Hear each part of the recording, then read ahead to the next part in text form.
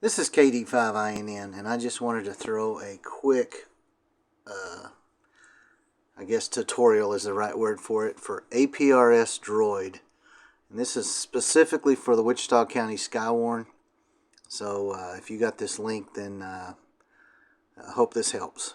So once you download Droid, you're going to click on it, and it's going to bring you up, and the first thing it's going to do is it's going to ask you for some information, specifically your call sign, and it's going to kind of walk you through on how to get your password. Once you have your password, it's going to be, basically it just verifies that you are an amateur radio operator. Once it's done that, you get your password, and remember that password. You should only have to enter it in once, really. Once you've got it on your phone, it's going to be pretty much permanent, but go ahead and remember that password. Write it down somewhere. But so it'll ask you for that. And once you get logged in, you're going to get a screen similar to this. And I want you to go down to the bottom part where it says Location Settings, Smart Beaconing Position. And we're going to click that right there. And you're going to notice where it says fast speed, fast rate, low speed, slow rate. And what I do on mine, and here's my reasoning, is I set the slow speed right here, the maximum speed for slow position updates. Now what that means is, and I set it for 5 kilometers per hour. If I'm going less than 5 kilometers per hour, I'm sitting still basically. That's about 3 miles an hour. Then I put 900 seconds in. So every 900 seconds, which comes out to be 15 minutes, it's going to transmit my location. If I'm sitting still, I'm not moving, every 15 minutes is plenty. If I'm moving, and I set the fast speed for 5 as well, to me it seems like it's a little bit redundant the way it's asking these, but if I'm going over 5 kilometers per hour, then I've got my beacon set for every 60 seconds. So if I'm driving, every minute it's going to transmit my location.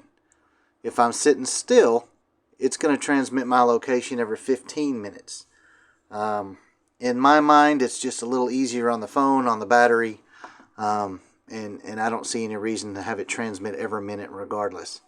So those are the settings that I've got. So as I'm traveling, as we've got storms going on, Net Control can see a pretty accurate location on where I'm at. The idea is that within a minute of me pulling into my location, they know I'm there. So let me go ahead and back up. Once you've logged in with your call sign and your password, you're going to have a screen pretty similar to this. In the bottom right hand corner, if you hit Start Tracking, it's going to start tracking, and it's going to start transmitting your location based on those settings that we just put in. So every 15 minutes, and you can see it just sent my first packet of my location, and it just received Max's first location. And you can put anything you want. You can put home of the Hotter Than Hell 100. You can put the transmission, transmitting frequency you're monitoring, whatever you want to put on there. I just left mine alone because I'm literally just trying to transmit my location. So that's pretty much at that point. You can hit your home button and go back to your phone. Well, let me try this again. You can hit your home button and go back to your home screen on your phone, make phone calls, do whatever you want to do. It's totally back to your phone, except APRS is running in the background. If you choose, you can also hit the little map button up here in the top right corner. And what did I just do? Let's try this again. You can hit the map button, and it will show you a map so you can see who else is out and about. Now, the reason Net Control wants to have you on APRS is because we actually have a software program that we use for the WeatherNet that overlays your position on with our radar screen. That way we know exactly where you're at compared to the storms coming in. Again, with APRSdroid, you're going to have access to this. You'll be able to see who's where and all that good stuff. But for us, it gets overlaid on another program, and it helps us make sure you guys don't get run over with hail or get forgotten or get lost. We're not going to talk about getting lost, are we, Mike? So anyway, it just helps us keep you guys safe and where you need to be. And that's really it. It has the capability, depending on, if this is APRSdroid, this is the only one I'm really familiar with. It has the capability to send messages. It's no different than texting back and forth. You're still using your phone, so honestly, I think I've used it once or twice just to see if it worked, but that's it. Once we're through with the net and you want to turn it off, you go down to the bottom and you hit stop tracking, and then you have now stopped. You're no longer sending your location, you're not receiving anybody else's, it's over.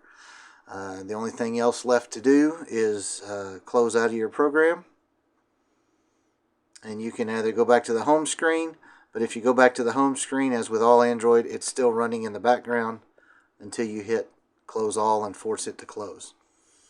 So that's really it. Once you're logged in once and you've got that password, you should be good to go. Quick recap: open the app, hit start tracking, and go back to your phone. It's really that easy. So with that being said, I'm going to end this video. It's already gone way too long. I apologize for that. If you have any questions on APRSdroid, go ahead and send me a note, and I will get back to you and hopefully answer those questions as quickly as possible.